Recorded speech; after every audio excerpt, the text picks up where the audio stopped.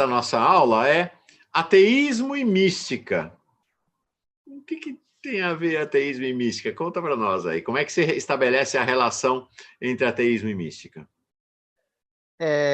Então, é interessante, porque o Faustino que deu esse nome, e eu acatei assim com gosto, basicamente assim, porque não porque eu falei muito de ateísmo. Eu falei porque eu falei da questão da filosofia, do nascimento da filosofia, das ciências. Quer dizer, o nascimento do ateísmo ele foi em oposição tanto à igreja, tanto à instituição eclesiástica e da igreja, mas também em oposição a esse rejeitado da própria igreja, que foi a mística, que foram os místicos. Né? E o ateísmo ele virou dominante na universidade, isso é ponto pacífico, né? Não temos como negar isso. Né? O que não é de todo ruim também. Né? Bem, eu sou ateu, né? E os meus colegas, muitas vezes, eles desconfiam do meu ateísmo, porque os ateus eles têm uma coisa engraçada, porque eles precisam de permanentes provas de sua fé. Entendeu? E a prova principal de sua fé é você falar mal da religião. É a negação, claro. É a negação. Então, quando existe um ateu que não fala mal da religião, pelo contrário, se interessa muito pela religião, né? Esse ateu ele não entra nos protocolos da fé. Então, nesse caso, eu tenho esse paradoxo dentro da minha trajetória, né? Assim, eu sou um estudioso amante da mística, né? Um estudioso da mística, e ao mesmo tempo eu sou ateu, eu não acredito em Deus, nada disso, mas geralmente eu digo para os meus amigos, assim, teólogos e tal, ou religiosos, né? Eles ficam, mas como assim? Eu não entendo isso direito e tal. Eu acho que pode existir uma espiritualidade sem crença em Deus, entendeu? Então, nesse caso, eu acredito nisso. Eu acredito numa espiritualidade sem religião ou sem crença em Deus, né? Enfim, e nesse caso, eu acho que o legado contemplativo da mística ele é muito, muito importante para a relação que a gente tem com o mundo atual.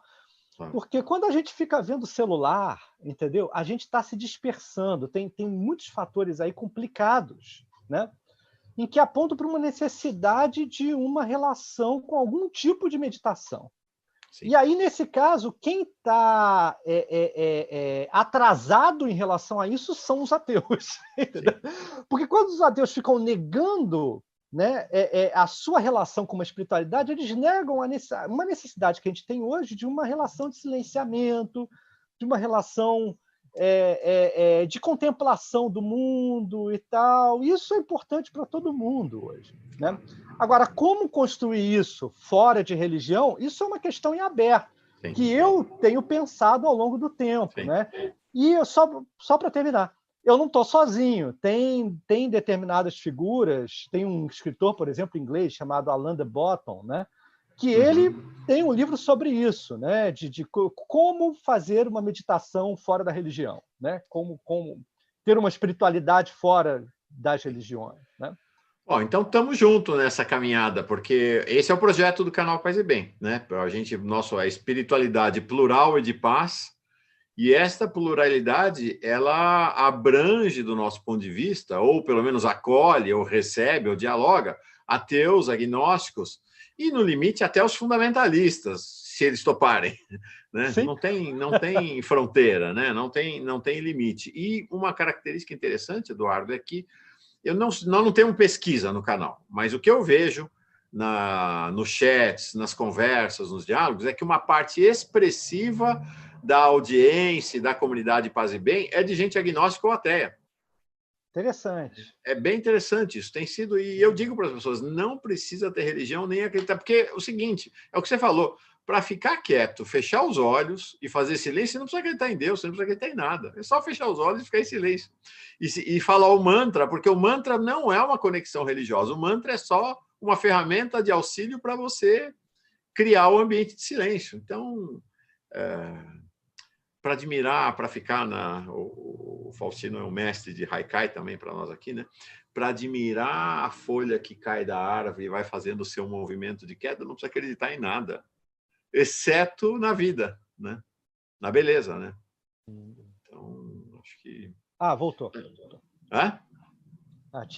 Tinha dado uma interrupção, mas voltou. Não, desculpa, estou dizendo que para admirar-se, né, para ficar nesse universo do haikai, né, do budismo, que o Faustino nos traz muito, né, admirar a queda de uma folha da árvore que vai caindo, né, fazendo esse movimento aqui, não precisa acreditar em nada, não precisa acreditar, ou precisa acreditar em tudo, não precisa acreditar na vida, não precisa acreditar num Deus, numa religião, nada, né? Então, acho que essa ideia de um caminho de mística que se abra para todo mundo é o nosso projeto, sei lá, a gente vai fazendo o caminho aqui.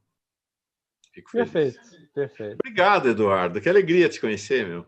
Eu que agradeço, enfim, estou muito feliz, muito obrigado por essa oportunidade de falar com vocês, agradeço muito quem assistiu, fico honrado com o interesse de todos. Obrigado. Legal. Obrigado, Faustino.